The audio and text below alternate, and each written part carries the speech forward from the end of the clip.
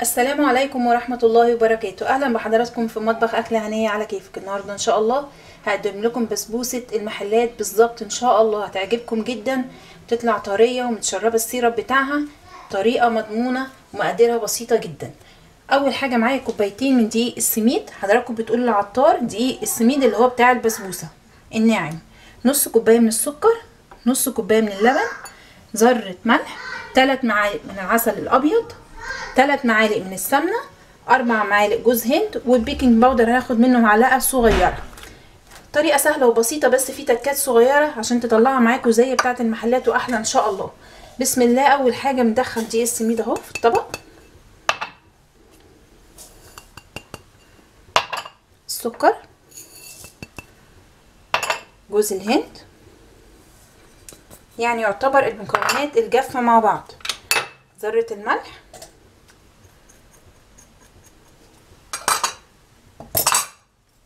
زي ما قلت معلقه صغيره من بيكنج باودر، معلقه الشاي اهي. نقلب المكونات الجافه دي مع بعض كده،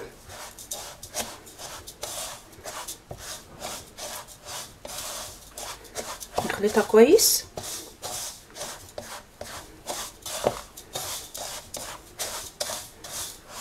نخليها على جنب. نجيب بقى حله نحط فيها اللبن، السمنه، حاولوا تستكتروش السمنه عشان البسبوسه تطلع معاكم مظبوطه،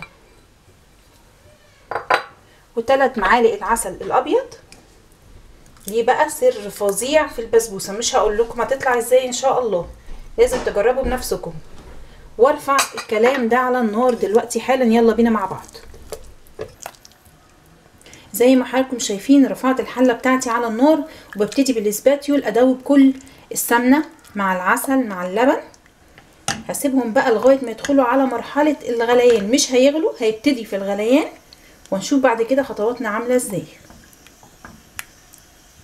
زي ما حضراتكم شايفين اهو سخن جدا، ما دخلش على مرحله الغليان، يا دوب بس ابتدى يعمل فقاعات من الجنب كده. طفيت النار عليه وكل المكونات دابت مع بعض. ننزل بيها بقى على المكونات الجافه بتاعتنا. بسم الله.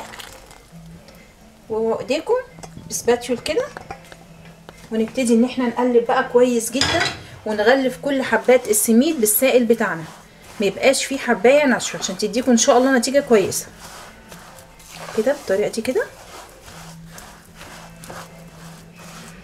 كل الجوانب وكل السائل يتشرب كويس قوي، عشان ان شاء الله تطلع معانا طريه زي اللي بناكلها من المحلات. الناشف ده مش عايزينه.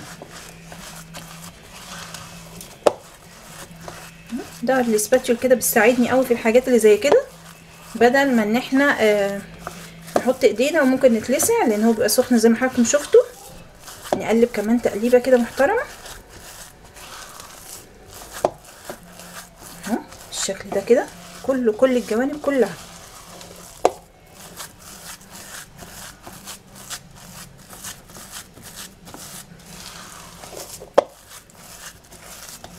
خلاص اتاكد بس ان هي كلها بقت عجينه طريه كده مع بعض، واتشربت كل السائل بتاعي. على طول هنزلها في الصينيه.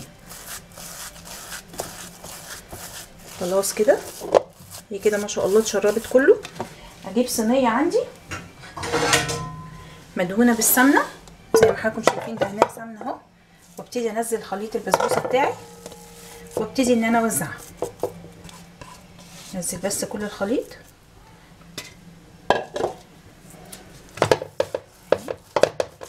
الاسباتيول كده، توزع معايا بمنتهى السهوله. اهم حاجه نظبط بس السمك، ما تبقاش حته مرتفعه وحته نازله، عشان تطلع معانا برده مظبوطه. ولو الامر يحتاج ان احنا نعمل بايدينا مفيش مشكله، بس ان شاء الله مش هتحتاج اهي. واظبط بقى الحروف كده عشان تطلع ان شاء الله بسوا واحد.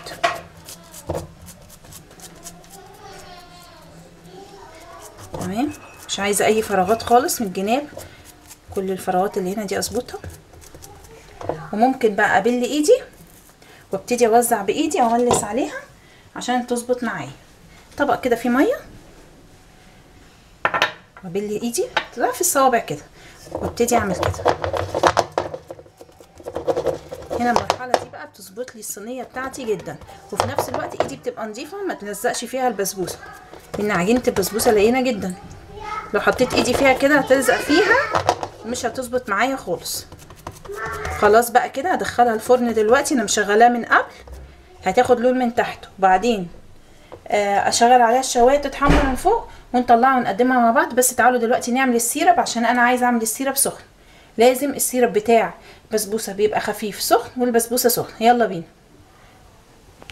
وادي حضراتكم مقادير السيرب بتاع البسبوسه. زي ما اتفقنا بيبقى السيرب خفيف سخن، كوبايه ونص من الميه بنفس معيار الكوبايه، كوبايه ونص من السكر، رشه خفيفه من الفانيليا، وعصير نص ليمونه، ولا اسهل من كده.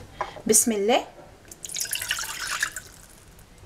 ليه انا بشتغل فيه دلوقتي والبسبوسه في الفرن زي ما قلت؟ عشان يفضل معايا سخن، ولو برد معايا مفيش مشكله ان انا ادفيه تاني، بس المهم يبقى سخن والبسبوسه طالعه سخنه عشان تتشرب معايا. تمام كده اهو.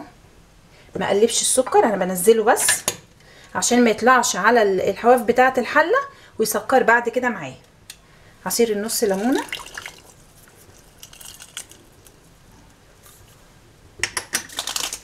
ورشه الفانيليا، وارفعه على النار. يا دوب هياخد غلوتين 3، يعني بنتكلم في 5 دقايق مش اكتر.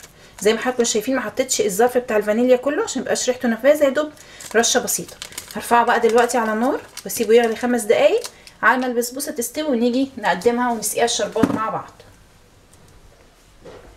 ادي حضراتكم البسبوسه بتاعتي لسه طالعه حالا من الفرن سخنه. اول ما لقيت الحروف بتاعتها احمرت رحت طافيه الفرن ومشغله الشوايه، اخدت لون ذهبي وهي سخنه مولعه كده. والسيرب بتاعي اهو زي ما حضراتكم شايفين لسه سخن. نسقيها بسم الله، نسقي كل الجوانب، ما نخليش ولا حته ما فيهاش شربات. ما تستكتروش الكميه، هتتشرب كل ده دلوقتي حالا ان شاء الله. التكايه بقى المهمه دلوقتي ان انا اروح مغطيه على طول البسبوسه بتاعتي، ما اسيبهاش كده، واسيبها حوالي 10 دقايق تتشرب وبعدين نقطعها ونقدمها مع بعض. وادي حضراتكم البسبوسه بتاعتي بعد ما اتشربت كل السيرب زي ما حضراتكم شايفين بسم الله ما شاء الله، مفيش اي سيرب على الوش، اتشربته تماما. معنى كده ان المقدار بتاعنا مظبوط والبسبوسه بتاعتنا مظبوطه جدا. يلا بينا بقى نقطعها مع بعض بسم الله، تقطيعه اللي تعجبكم. الحجم برضو اللي احنا عايزينه، مربعات كبيره او مربعات صغيره. زي ما اتفقنا بعد ما تتشرب السيرب بنغطيها شويه. نجي اقطع دي كده دي كده اهي، وهنا مربعات بقى عاديه.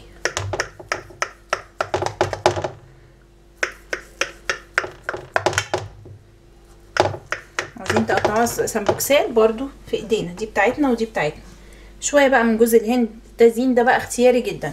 ممكن جدا كنا نحط فول سوداني بس طبعا ايه مش متحمص، او نحط جوز هند زي ما انا ما بحط. اللي عنده بقى مكسرات لوز اي حاجه تانية حسب التكلفه وحسب الموجود. بسم الله. ريحتها مش عايزه اقول لكم، لان احنا حاطين في عجينه البسبوسه جوز هند وحاطين فانيليا في السيرب، فمدي ريحه جميله جدا